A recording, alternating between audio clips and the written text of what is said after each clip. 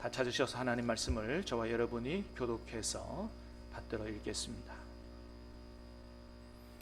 보라, 그때에 하나님의 사람이 여호와의 말씀으로 말미암아 유다에서부터 베델에 이르니 마침 여로보암이 제단 곁에 서서 분향하는지라.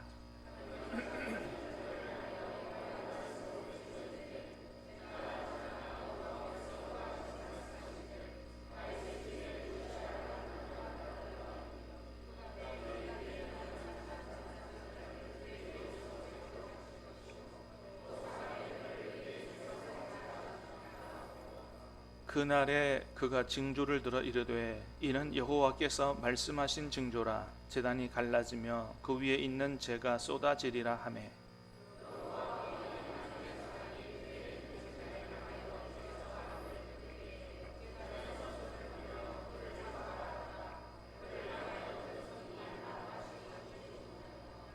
하나님의 사람이 여호와의 말씀으로 보인 징조대로 제단이 갈라지며 재가 제단에서 쏟아진지라.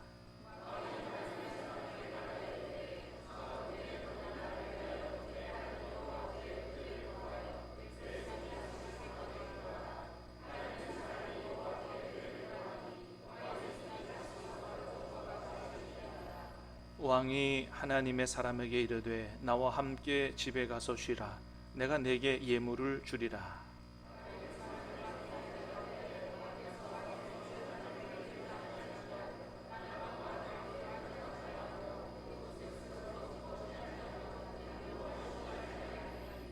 이는 곧 여호와의 말씀이 내게 명령하여 이르시기를 떡도 먹지 말며 물도 마시지 말고 왔던 길로 되돌아가지 말라 하셨음이니이다 하고 이에 다른 길로 가고 자기가 베델에 오던 길로 되돌아가지도 아니하니라. 아멘.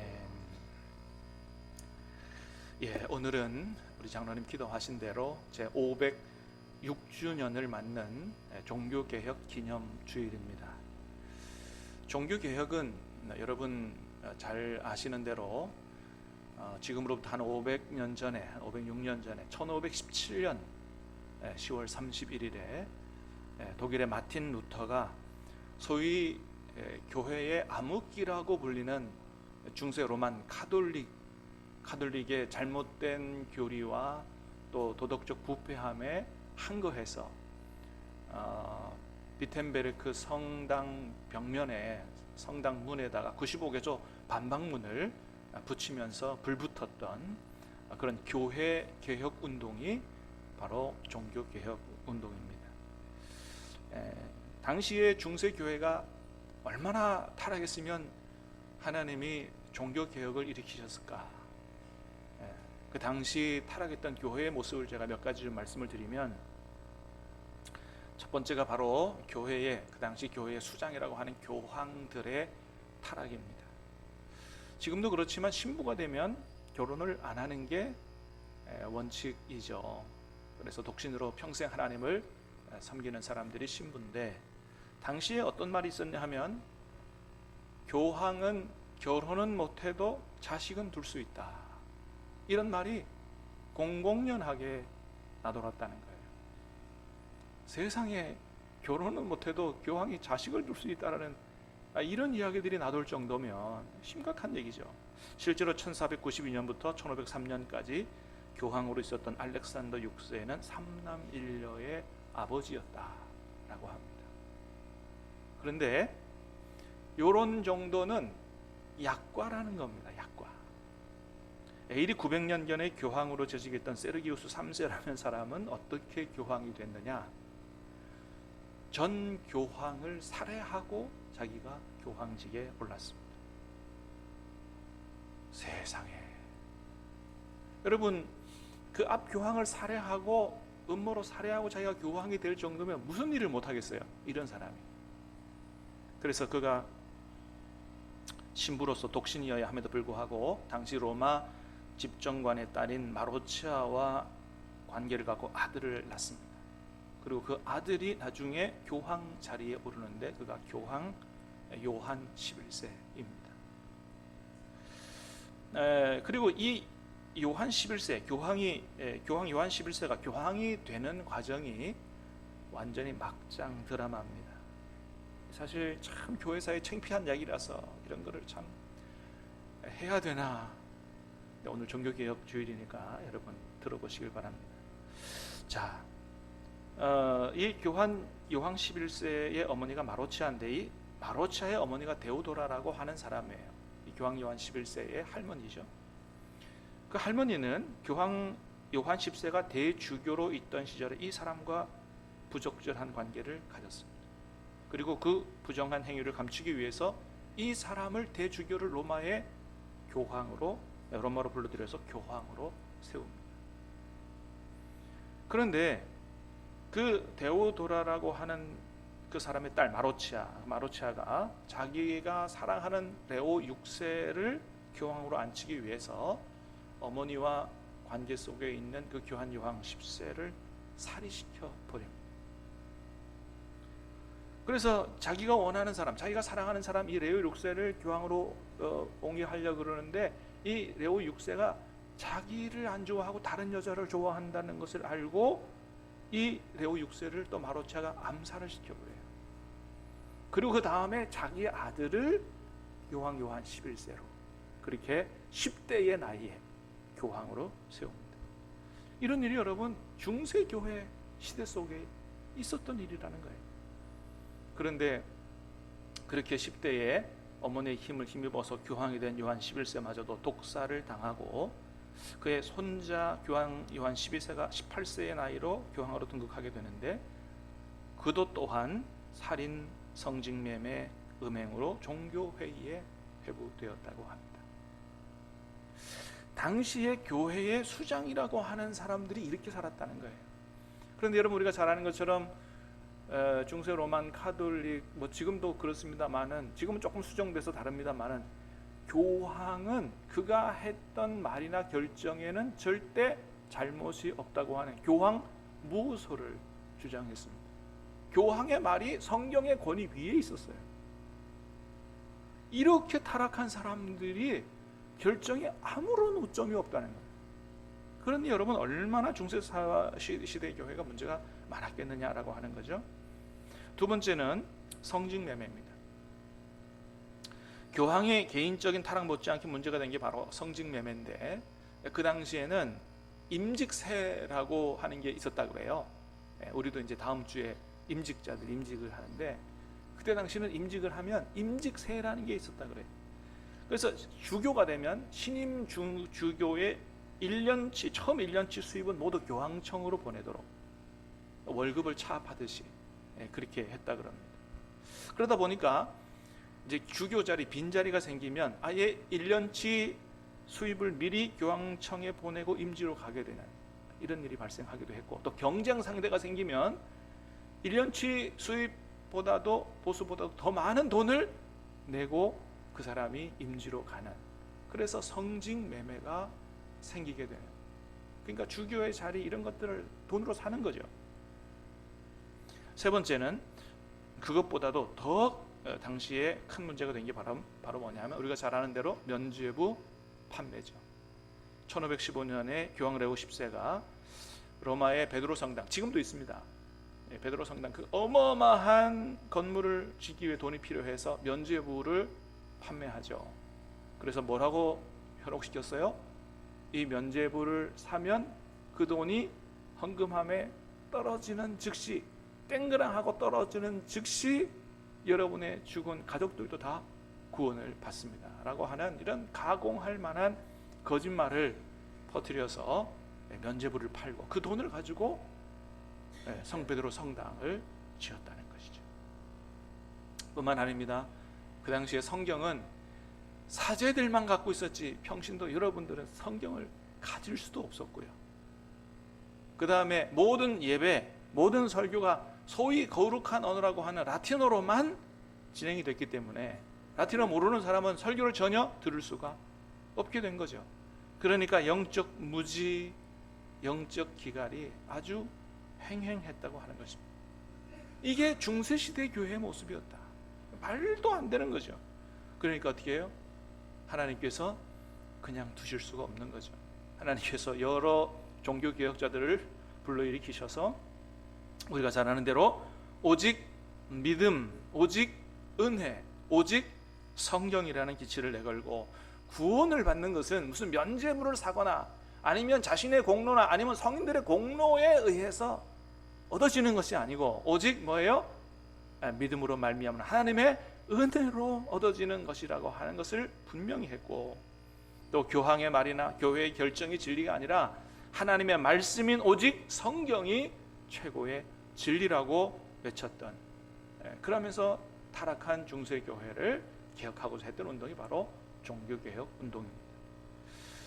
이렇게 교회의 본래적인 모습에서, 하나님이 성경을 통하여 보여주신 교회의 본래적인 모습에서 많이 이탈된 그런 중세교회를 본래의 기독교, 성경적인 교회로 새롭게 회복시키고자 했던 운동이 바로 종교개혁 운동이고, 그래서 나온 것이 뭐예요? 오늘 우리 교회와 같은 개신교가 만들어지게 된 것이다.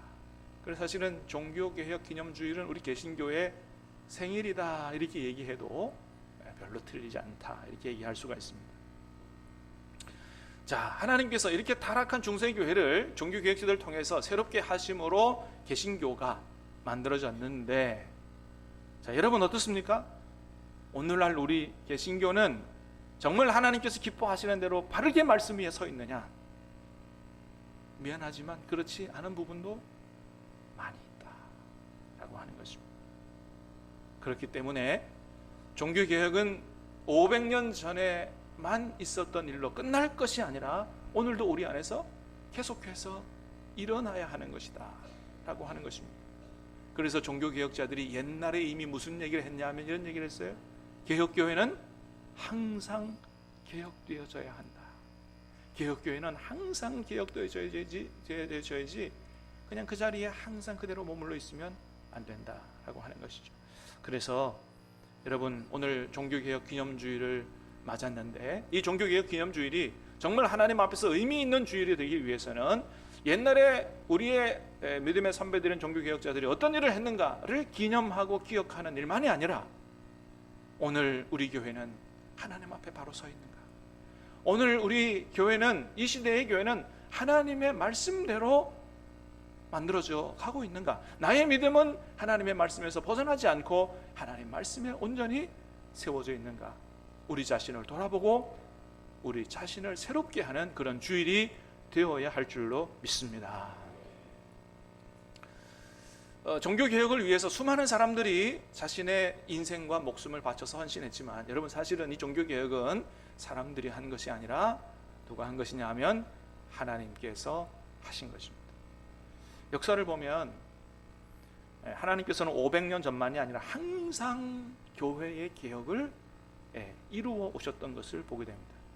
구약시대 때는 누구를 통해서 타락한 신앙을 회복하시려고 하셨느냐 하면 선지자들을 보내서 타락한 이스라엘의 믿음을 질타하고 개혁하고자 하셨고, 선지자들뿐만 아니고 하나님을 신실하게 섬기는 선한 왕들을 통해서 이 이스라엘 백성들의 믿음을 새롭게 하고자 하셨습니다.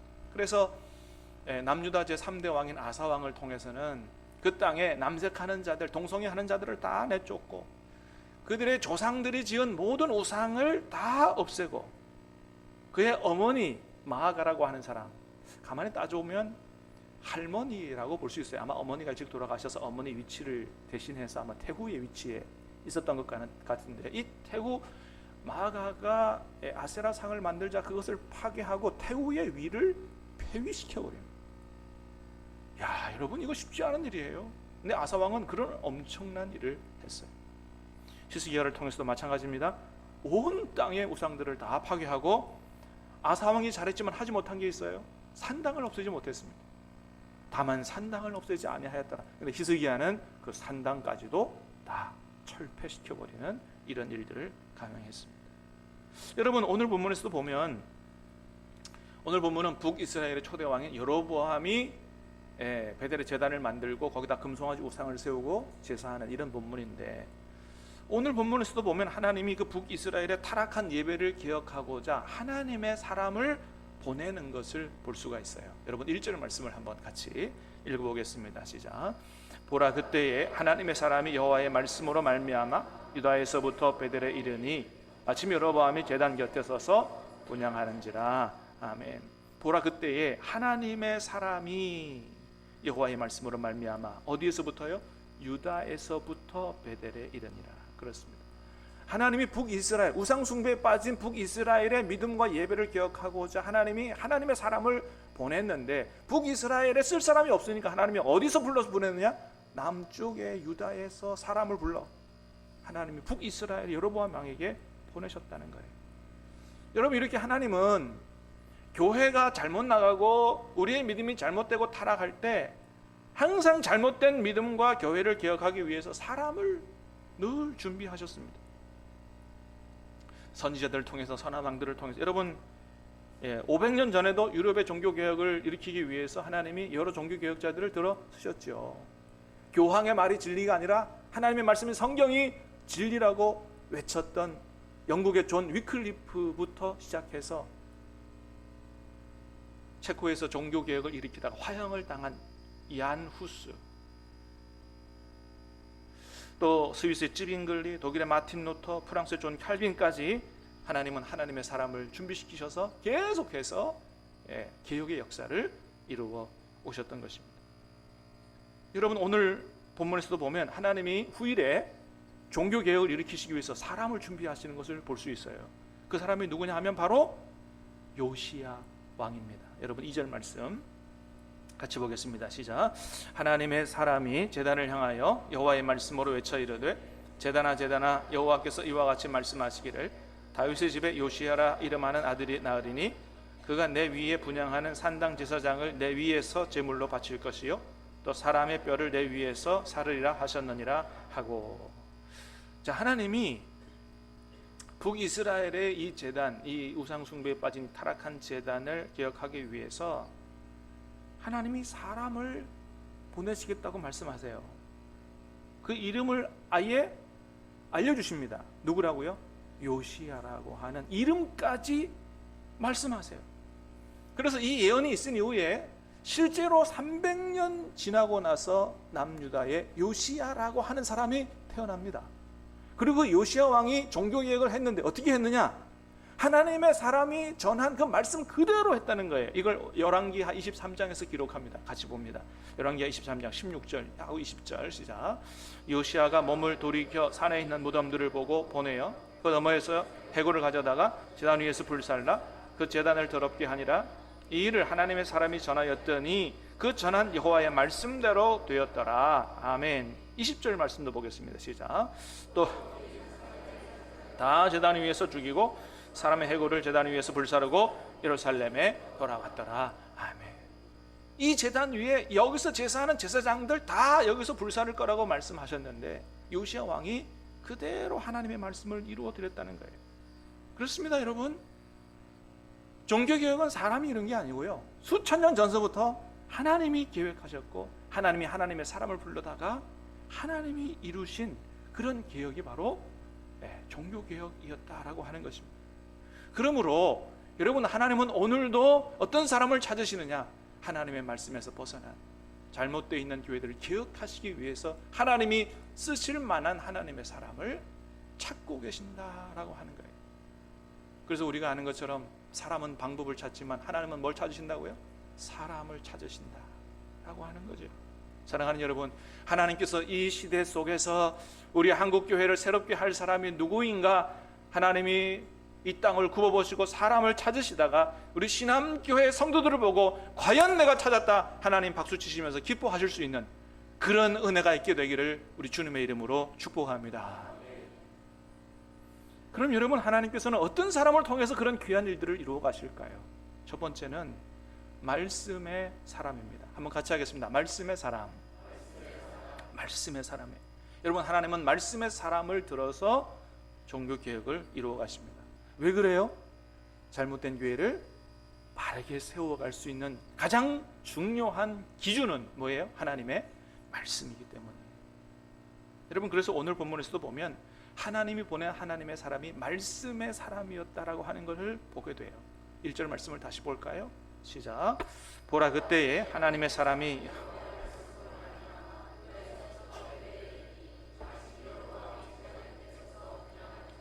자, 하나님의 사람이 유다에서부터 베델에 왔어요. 어떻게 오게 됐어요? 여호와의 말씀으로 말미암아 왔다는 거죠. 하나님의 말씀에 붙들려서 북쪽 이스라엘 왕에게 가가지고 그런 타락한 것들을 고발하는 게 쉽습니까? 아니죠. 목숨 걸고 하는 겁니다. 어디에 붙잡혔기 때문에? 하나님의 말씀에 붙잡혔기 때문이에요. 그래서 7절에서 10절까지도 보면 나중에 여로보암이 이 사람을 회유하죠. 우리 집에 가자. 가서 내가 좋은 예물도 주고 내가 잘 먹고 잘 살게 해주겠다. 그러니까 이 사람이 뭐라 그래요? 왕이요, 왕의 재산 절반을 내게 줄지라도 내가 왕과 함께 가지 않겠고 내가 떡도 먹지 않고 물도 마시지 않을 것입니다. 이유가 뭐냐 하면 10절에 보니까 그랬어요. 10절 말씀 볼까요? 시작. 이는 곧 여호와의 말씀이 내게 명령하여 이르시기를 물도 마시지 말고 어떤 길로 되돌아가지 말라 말씀하셨습니다. 그렇습니다. 그렇게 하는 이유는 뭐냐면 하나님이 그렇게 내게 명령하셨기 때문에 그렇게 할 거라고. 이렇게 하나님의 말씀에 전적으로 얽매여서 사로잡혀서 말씀에 순종한 사람, 하나님이 이런 사람을 쓰신다는 거죠. 여러분, 요시야라고 하는 사람, 오늘 본문에 하나님이 나중에 후일의 종교개혁을 위해서 요시야를 쓰셨어요. 요시야가 어떤 사람이었느냐? 마찬가지예요. 하나님의 말씀에 사로잡힌 사람이에요. 부서진 성전을 수리하다가 율법책을 발견했어요. 이 책이 뭔가 읽어봐라. 하나님의 율법책의 말씀을 듣다가 우리가 그동안 하나님의 말씀대로 살아오지 못했다는 것을 발견하고 가슴을 치고 옷을 찢은 사람이 요시야입니다. 하나님 말씀을 듣고 벌벌 떨면서 옷을 찢은 사람, 그리고 모든 백성들을 불러 모아놓고 하나님의 말씀을 들려줍니다. 그리고 뭐라고 하냐면 이제부터 마음을 다하고 뜻을 다하여 하나님의 말씀대로 살기를 맹세하라고. 모든 백성들을 말씀대로 살기로 결단을 시킵니다. 말씀의 사람이었던 거예요. 사랑하는 여러분, 저와 여러분도 하나님의 말씀의 사람이 될 수 있기를 주님의 이름으로 축복합니다. 그렇습니다. 우리가 말씀의 사람이 될 때, 정말 하나님의 말씀 앞에서 떨 수 있는 사람이 될 때, 하나님의 말씀을 묵상하고 하나님의 말씀을 붙잡고 날마다 말씀과 함께 살며 말씀이 우리를 사로잡고 말씀이 우리를 새롭게 할 때 하나님은 우리를 통해서 우리 신앙교회를, 또 우리 한국교회를 새롭게 하시는 그런 일들을 이루어 나가신다라고 하는 것. 두 번째는 용기 있는 믿음의 사람. 하나님은 어떤 사람을 쓰시느냐? 자신의 모든 것들을 하나님께 내어 맡기고, 전적으로 내어 맡기고 용기 있게 하나님의 말씀에 순종할 수 있는 믿음의 사람, 이런 사람을 통해서 하나님이 일을 하신다는 거예요. 마틴 루터 1521년에 종교개혁을 일으키다가 보름스 국회로부터 출두 명령을 받습니다.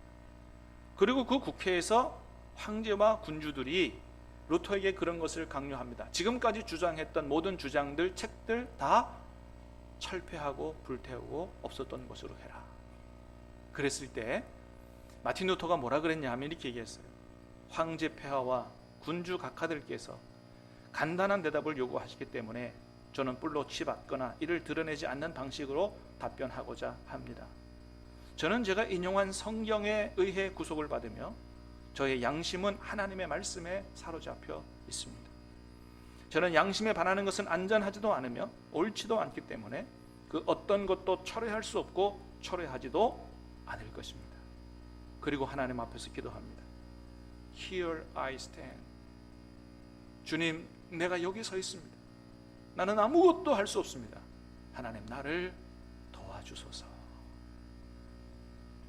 여러분, 루터가 국회에 끌려가가지고 황제와 군주들이 그렇게 모든 것들을 취소하고 철폐하라고 그렇게 협박할 때 그 거부하면 어떻게 된다는 걸 알아요? 내가 죽을 수 있다는 것을 알지요. 얼마나 두려웠겠어요. 그러나 그럼에도 불구하고 할 수 없다고, 나는 취소할 수 없다고 그렇게 위대한 용기로 강하고 담대하게 맞섰던 것이죠. 여러분, 이런 용기가 어디서 와요? 믿음에서 오는 거예요. 나의 생명과 나의 모든 것들은 하나님의 손에 있다. 전적으로 하나님을 의탁하는, 자신의 인생과 목숨을 의탁할 수 있는 이 믿음에서 그 용기가 나오는 것이죠. 사랑하는 여러분, 저와 여러분도 이런 믿음 가질 수 있기를 주님의 이름으로 축복합니다. 세상 눈치만 보고 진리만 따라 살아갈 것이 아니라 어떤 것이 하나님께서 기뻐하시는 건가? 설사 손해를 보고 불이익을 당해도 내 모든 인생은 하나님의 손에 있다는 믿음을 가지고 그 온전한 믿음에서 나오는 용기, 하나님은 그런 사람을 통해서 역사를 이루어 가신다라고 하는 것입니다. 로마서 8장에서 바울이 이렇게 얘기하죠. 같이 말씀을 읽어보겠습니다. 로마서 8장입니다. 시작. 누가 능히 하나님께서 택하신 자들을 고발하리요? 의롭다 하시니는 하나님이시니 누가 정죄하리요? 누가 우리를 그리스도의 사랑에서 끊으리요? 환난이나 곤고나 박해나 기근이나 적신이나 위험이나 칼이랴. 내가 확신하노니 사망이나 생명이나 천사들이나 권세자들이나 현재일이나 장래일이나 능력이나 높음이나 깊음이나 다른 어떤 피조물이라도 우리를 우리 주 예수 그리스도 안에 있는 하나님의 사랑에서 끊을 수 없으리라. 아멘. 할렐루야. 여러분, 하나님이 우리를 택하신 줄 믿습니다. 하나님이 우리에게 은혜 주신 줄 믿습니다. 하나님이 우리를 의롭다고 인정하신 줄로 믿습니다. 그러므로 여러분, 그 하나님이 우리를 붙들고 계시고 언제나 우리와 함께 계시고 그 어떤 것이라도 우리 주 예수 그리스도의 사랑에서 끊을 수 없다라는 것을 확신하고 강하고 담대하게 살아갈 수 있게 되기를 주님의 이름으로 축복합니다. 신한교회 성도님들이 오늘 들으신 말씀대로 말씀의 사람, 믿음의 사람, 용기 있는 사람이 되어서 이 시대의 교회와 나라와 민족을 새롭게 하는 일에 하나님 앞에 귀하게 사용되는 그런 복된 인생 살아갈 수 있기를 우리 예수님 이름으로 축복합니다. 같이 찬양하고 기도하겠습니다.